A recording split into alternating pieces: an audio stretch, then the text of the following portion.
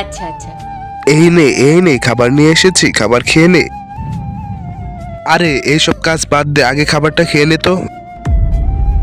আরে গোপাল, কাজ বন্ধ করলে খাবো কি রে?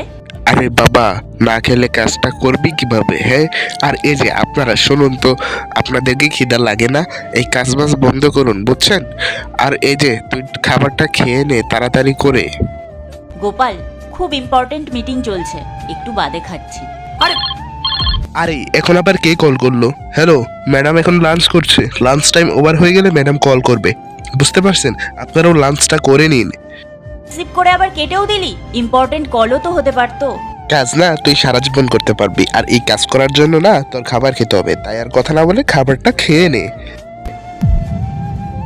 ম্যাডাম, এই চাকরটা কিছু না বলেই আপনার অফিসে ঢুকে পড়লো, আর তারপর আমাদের একটা ইম্পর্টেন্ট মিটিং চলছিল, ওর ফাইলটাও টেনে নিয়ে নিল, আর যখন আপনার একটা ইম্পর্টেন্ট কল আসলো সেটাও নিজে নিজে রিসিভ করে কেটে দিল। হ্যাঁ ম্যাডাম, মেঘা তো একদম ঠিক কথাই বলছে।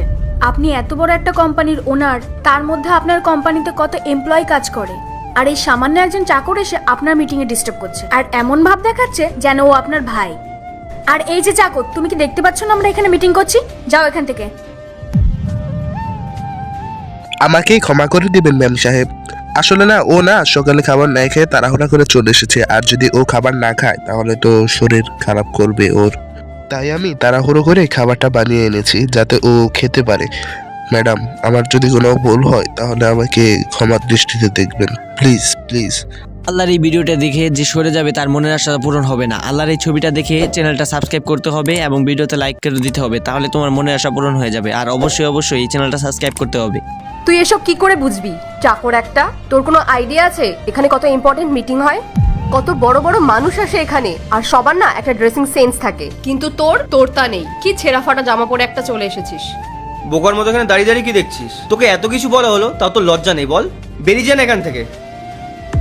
আমাকে ক্ষমা করে দিবেন আপনারা, আমি কখনোই জানতাম না যে এখানে এত গুরুত্বপূর্ণ একটা মিটিং চলছে। আচ্ছা আমাকে মাফ করে দেন, তাহলে আমি আজকে আসি।